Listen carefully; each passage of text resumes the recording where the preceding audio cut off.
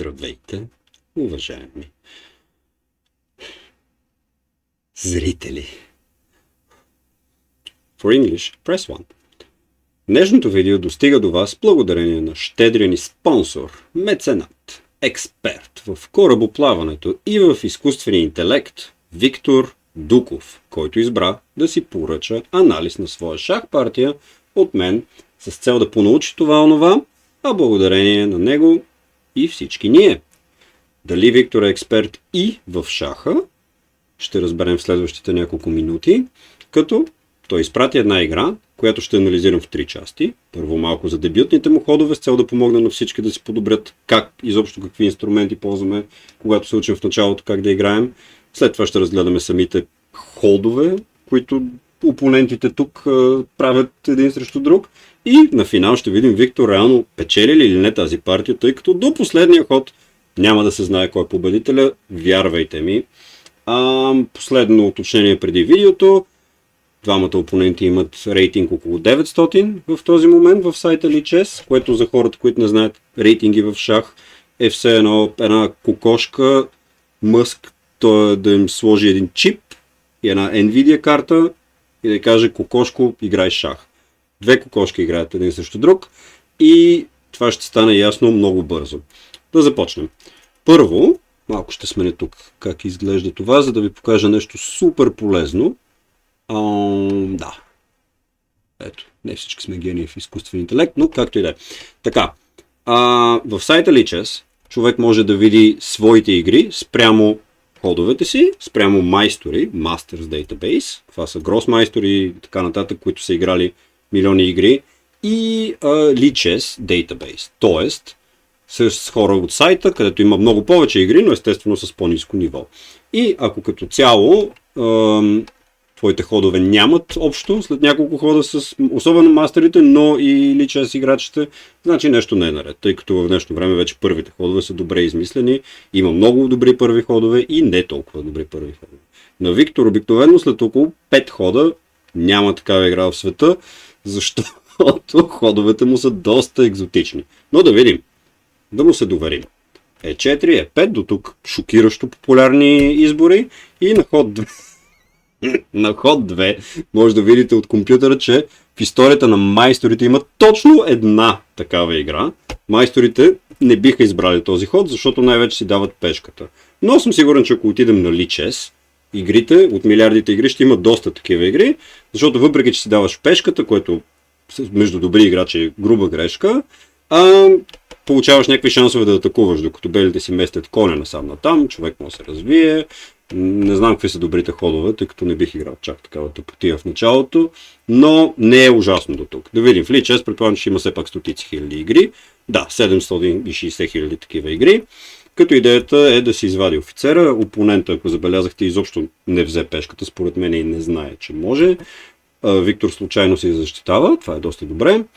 И дали е защитавал или не знам, но успял да си изкара коня, тъй като в момента тотално изоставя. Тя тък му се почувства спокойно и Виктор решава, че трябва да напада с този кон.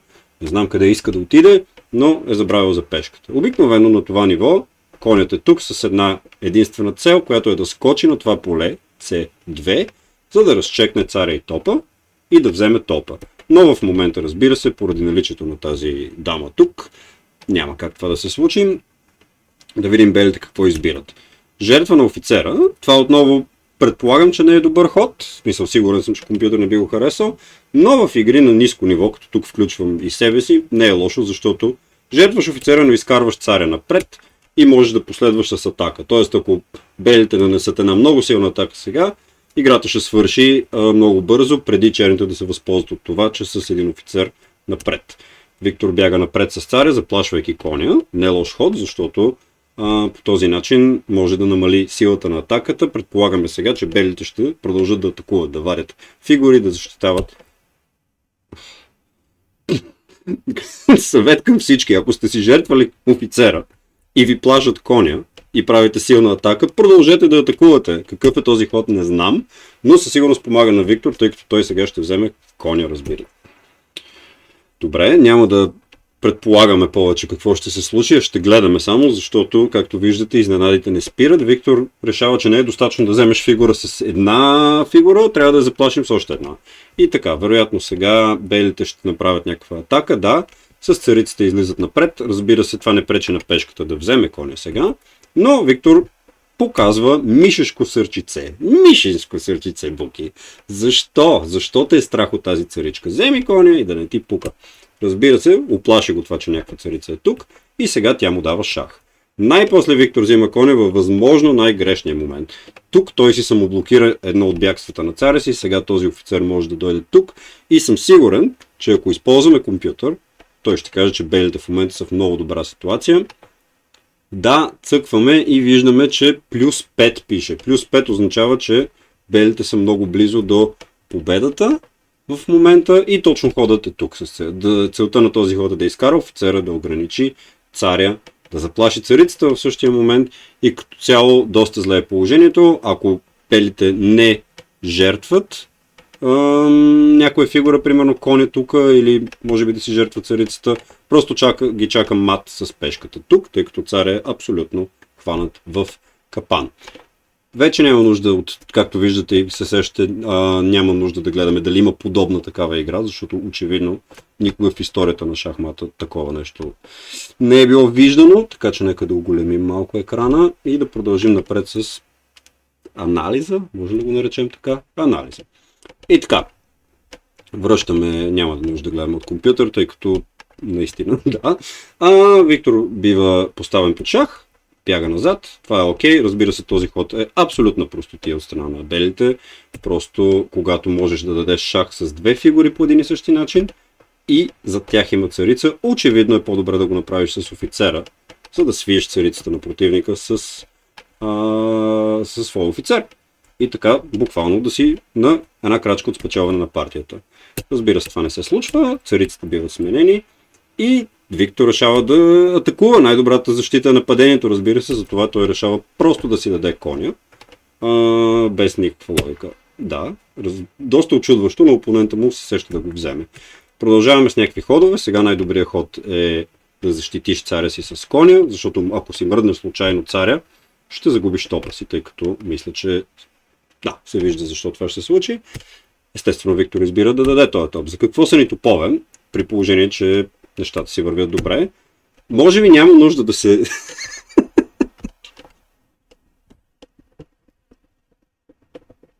да се даде и втория топ с същия офицер от същото място, от което офицера дойде, но както виждате, белите са щедри също. Защо да взима топа? Би било много грубо. Добре, сега вече топа най-после бива взет, но Виктор поне ще вземе един кон в замяна и продължава да напада с царя. Това е много силно оръжие. Като нямаш никакви фигури останали, защото си раздал всичко, нападаш напред с царя като Зидан с главата напред. Така че браво, Викторе. С цар не може да дадеш мат, но да видим докъде ще го докара този цар. Ето, най-после се развива коня, което обикновено се случва в първите 3-4 хода. В случая на ход 22 виждаме кон на F6, по-добре късно отколкото никога. И царят смело напред тръгва. Както виждате, ситуацията за Виктор е доста окаяна. Пешки могат да тръгнат напред. 3 пешки срещу една, очевидно царици може да станат тупове за противника срещу офицери и кон. И да видим как изобщо може нещо да се случи тук. Да, много интересен ход. Офицерът изглежда атакуващо, но реално не прави нищо, тъй като този топ просто може да се мръдне. Офицерът не може да даде шах или нещо, така че не знам този ход каква му е логиката.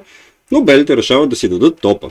Да, значи от целият хоризонтал, на който можеше да отиде този топ, те избират на единственото място, където може да бъде взет да го сложат. Така че браво, Викторе, контратаката за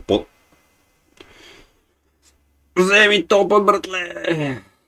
Добре, някакъв кон тръгва напред по незнайни причини. Белите си казват, той не ми взе топа на едно. Защо не му го дам на E7? Да видим дали Виктор знае, че офицерите могат да се движат и назад. И дали най-после ще вземе някакви фигури. Не, разбира се, че не. Конят скача напред, което изглежда безумен ход, защото отново не носи съществена опасност. Наистина, в момента, ако видим, тук офицерът покрива тези две полета за царя. самият цар пази полето, на което е коня и полето, на което е офицера, и пешката блокира самият бял цар. Тоест, ако имаше какво да даде шах на този цар, щеше да е мат. В момента единственият шанс за шах и единствен шанс за победа на черните, бих казал, е конят да цъфне на F3, като начинът да се спре това е да се върне този топ тук и ако трябва да бъде пожертван за коня. Белите пак ще спечелят след това. Но да видим опонента на Виктор. Ще направи ли това или ще избере да лапне една пешка?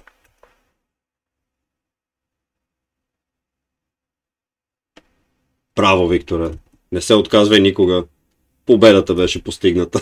Благодарение на лакомията на противника ти.